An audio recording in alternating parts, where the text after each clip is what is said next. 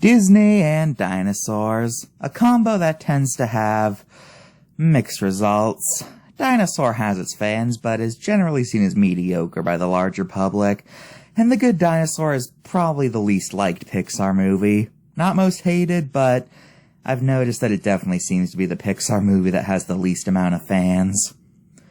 But before either of those movies, Disney experimented with dinosaurs way back in the 1940s, with The Rite of Spring from Fantasia.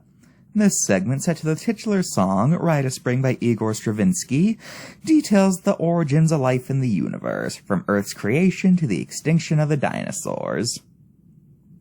This short has always fascinated me because it's just such a time capsule of the paleo ideas of the day. By the standards of the 40s, this segment was very much up to date, and the staff did a lot of research to make the dinosaurs as accurate as possible. But sadly, because of how paleontology is an ever-changing field of science, even things that were accurate can end up becoming painfully out of date. Pretty much every creature in this segment has something about him that doesn't line up nowadays. None of the dinosaurs have feathers, they all drag their tails. Theropods stand like kangaroos, Troodons are pachycephalosaur, Talosauruses have spikes. Pteranodons take off by falling off cliffs and are shown as skim feeders. Sauropods are portrayed as water dwellers. And probably the biggest one, we never actually see what caused the dinosaurs' extinction. It cuts from a lush tropical paradise to miserable dinosaurs marching through a desert, slowly dying of dehydration, with no indication as to what caused this drastic shift in climate. For you see, the meteor theory wasn't proposed until the 1980s, so as such, what killed the dinosaurs was still a hotly debated subject at the time. Really, the only two things that were inaccurate even at the time were the anachronism, since you got creatures from all over the Mesozoic in one place, and even Dimetrodon, which predates the Mesozoic, and the fact that T-Rex has 3 fingers when we always knew it had 2. Apparently this is because they didn't think they'd recognize it as a T-Rex if it only had 2 fingers. I don't get that logic either. Has anyone ever thought, yeah, that's not a T-Rex, it only has 2 fingers? Was that even a thing in the 40s even? Oh, whatever. Anyway, some have argued that this means it's actually an Allosaurus, but literally every official source calls it a T-Rex. And not to mention, the narration before the segment literally begins hyping up T-Rex, so why would they do that if this wasn't meant to be a T-Rex? Anyway, there's also notably some concept art showing some species that didn't make the final cut, such as Iguanodon and Ichthyostega.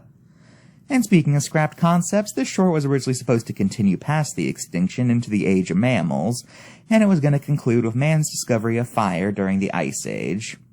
But sadly, this was scrapped, and the only remnant is concept art showing a pack of Smilodons attacking a herd of mammoths. This scene was cut because, well, put it simply, this was already a risky segment to include in the film. Creationism was still very much the mainstream belief, and churches still had a lot of power over people. And showing human evolution in a film by a major studio could have very much gotten Disney in trouble. They're already walking on eggshells by including Earth forming naturally and depicting evolution at all.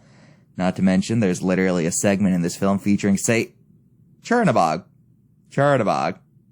Yeah. And his demonic cohorts dancing around, so I think including human evolution was probably seen as the last straw, and they decided to keep that straw in its container. But this angered Mr. Stravinsky due to removing a massive chunk of his song without even asking him. He considered suing Disney, but decided it wasn't worth it. When Fantasia first premiered, it was a box office bomb thanks to its high budget, and the fact that because of World War II, most of the non-American box offices were cut off, meaning that it could really only make money in America.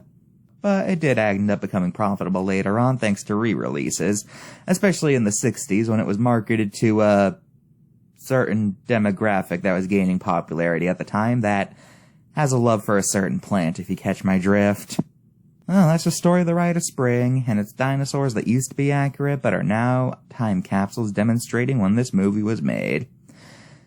And then, the other times Disney attempted dinosaurs weren't that much more successful, as Dinosaur was a box office hit, but nowhere near as much as Disney wanted it to be, and The Good Dinosaur became the lowest grossing Pixar film at that point. So I guess for some reason Disney and dinosaurs just don't mix very well. I don't know why either.